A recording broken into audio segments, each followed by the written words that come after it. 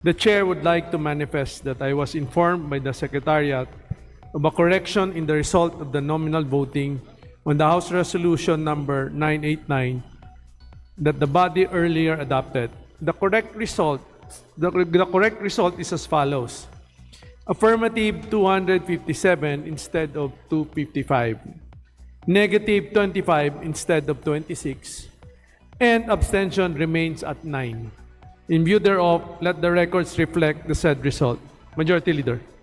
Mr. Speaker, I move to endorse to the Senate the resolution setting forth the articles of impeachment together with all the annexes pursuant to the rules of House on impeachment proceedings. May 11, 2026, sa botong 257 ang pabor, 25 ang no at 9 abstain, na-impeach muli ng Kamara ngayon 20th Congress si Vice President Sara Duterte. Naigitan nito ang bilang ng 215 House members na bumoto sa unang impeachment complaint noong February 2025 pero napigil ng maglabas ng desisyon ang Korte Suprema sa issue ng one-year bar rule. Sa kanyang sponsorship speech, tiniyak ni Batangas Representative Jervil Luistro, Chairman ng House Justice Committee, naging maingat sila at tiniyak na ang bawat pagdinig ay bukas sa taong bayan via live stream. Sa kabila ng may bigat na alegasyon sa mga impeachment proceedings, isang bakanting upuan at ni minsan anyay hindi dumalo sa impeachment proceedings si VP Sara. Sa rekomendasyon ng House Justice Committee na nakapaloob sa Committee Report 261, guilty si VP Sara sa lahat ng mga alegasyon laban sa kanya.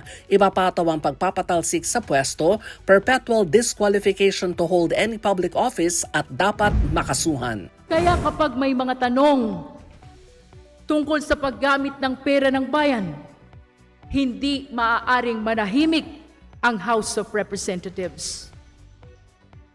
At sa kabila ng lahat ng ito, isang bakanting upuan ang humarap sa Committee on Justice.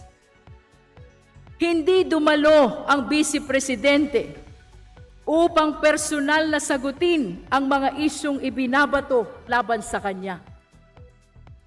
Ngunit sa ating sistema, ang mga seryosong aligasyon ay kailangan sagutin sa pamamagitan ng ebidensya at testimonya sa ilalim ng panunumpa.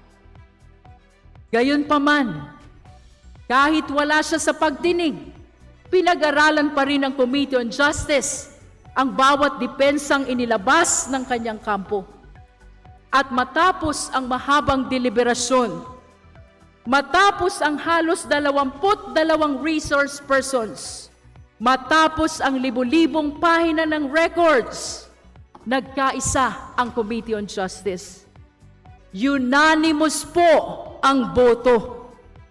The committee found probable cause to proceed with impeachment.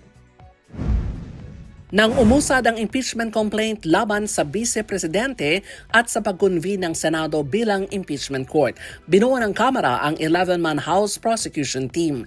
Si Luistro ang lead prosecutor at kasama niya na bumubuo ng House Prosecution Team ay sina Manila Representative Joel Chua, Chair ng House Committee on Good Government and Public Accountability, Isabel Zamora ng San Juan, Rog Gutierrez ng One Rider Party List, Senior Deputy Minority Leader Leila De Lima, Akbayan Party List Representative Chel Jokno, ako Bicol Party List Representative Terry Ridon, House Senior Majority Leader Lawrence Defensor, Representative Keith Flores ng Bukidnon, Lordan Sua ng Cagayan de Oro at Kakabag-aw ng Dinagat Islands. Sa pagtaya, baka abutin ng Setyembre o higit pa ang impeachment trial pero tinitiyak ng House Prosecution Team na handa silang maipresenta at maipanalo ang Articles of Impeachment.